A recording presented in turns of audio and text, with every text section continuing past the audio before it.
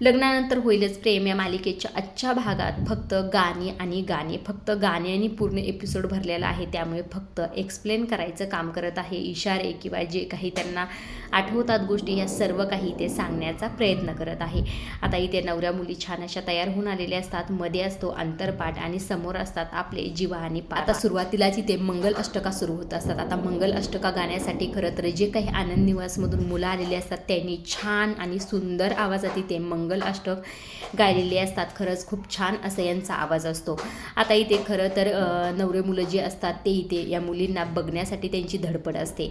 त्यामुळे खरं ह्या दोघी देखील इकडे लाजलेले असतात. इकडे यूथ मुद्दामच मस्करी करत असतो. तो अंतरपाठ वरती खाली घेत असतो. म्हणजे फायनली आता इथे लग्न पार पडलेलं असतं. फायनली इकडे आता इथे नंदिनी जीवाला आणि काव्या पार्थला इथे हार घालणार असतात. आता या दोघींनी इथे मुलांना हार घातलेला असतो. त्याचबरोबर नंतर इकडे पार्थ काव्याला आणि जीवा नंदिनीला हार घालत असतो. आता इथे खरं तर हार घालताना इथे काव्या जरा इमोशनल झालेले असते, कारण की तिने खरं तर या क्षणाची खूप आतुरतेने वाट पाहिलेली असते.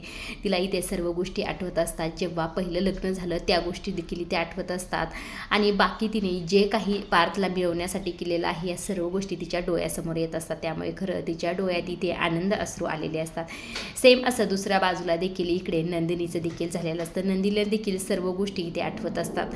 आता इथे त्यांचे नवरे जे असतात ते इशारानेच त्यांना शांत बसा आणि धीर देण्याचं इथे काम करत असतात. आणि इकडे रम्याचं मात्र वेगळंच असतं. ती स्वतःच अक्षदा स्वतःच्या डोक्यावर टाकत असते. इथे मंगल अष्टका झालेल्या असतात. त्यानंतर खरं तर या मुलींना म्हणजेच काव्य आणि नंदिनीला रडताना पाहून खरं तर सगळ्यांच्याच डोळ्यात इथे थोडं पाणी आलेलं असतं. त्यामुळे सगळेजण इथे जरा इमोशनल झालेले असतात.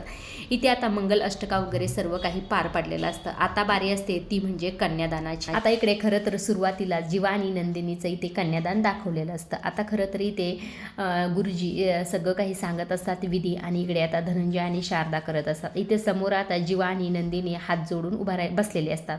आता इथे धनंजयच्या शेजारी शारदा देखील असते. आता खरं तर इथे धनंजय थोडी इमोशनल झालेले असतात. आता किती नाही केलं, बाहेरून जरी माणूस इथे कठोर दिसत असला तरी बापाचं काळीज आहे, त्यामुळे सर्व ह्या गोष्टी होणं साहजिक आहे. आता इथे खरं तर नंदिनी धनंजयकडे पाहत असते आणि तिला देखील इथे फार वाईट वाटत असतं ह्या सगळ्या काही गोष्टीचं. आता खरं तर तिच्या डोळ्यात इथे पाणी आलेलं असतं. आता इथे जीवा इशाऱ्यानेच तिला शांत करण्याचा समजवण्याचा इथे प्रयत्न करत असतो. मात्र इथे काय नंदिनीचं रडणं थांबलेलं नसतं. आता खरं तर नंदिनी ते धनंजयकडे पाहत असते आणि तिला खरं तर इथे गोष्टी आठवत असतात. जेव्हा इथे नंदिनी आणि जीवा मिलन कॅफेमध्ये गेलेले असतात तेव्हा खरं धनंजय रागात आलेले असतात आणि इथे जीवापासून तिचा हात वेगळा केलेला असतो आणि वडत तिला नेलेलं असतं. ह्या देखील गोष्टी आठवून ती परत इथे रडत असते. आता इथे नंदिनी धनंजयकडे पाहते, त्यांच्या डोळ्यात पाणी असतं. आता ते पाणी पाहून खरं इथे जीवाचे शब्द तिला आठवत असतात. चित्राच्या लग्नात जेव्हा कन्यादान करताना जीवा बोललेला असतो, जीवा म्हटलेला असतो की काय होत असेल या जगातल्या सगळ्या आईवडिलांचं जेव्हा आपल्या काळजाचा तुकडा एका दुसऱ्या माणसाच्या हातात सोपवतात, ही गोष्ट खरं आठवून तिच्या डोळ्यात परत इथे पाणी आलेलं असतं. आता खरं तर खाली बसून जे काही इथे विधी असतात ते इथे पूर्ण झालेले असतात. त्यानंतर खरं तर इथे शारदा धनंजय त्याबरोबरच जीवा आणि नंदिनी देखील उठलेले असतात आणि नंतर उठल्यानंतर परत इथे विधी करत असतात. तेव्हा खरं तर धनंजय जीवा आणि नंदिनीकडे पाहत असतात. तेव्हा खरं तर इथे त्यांना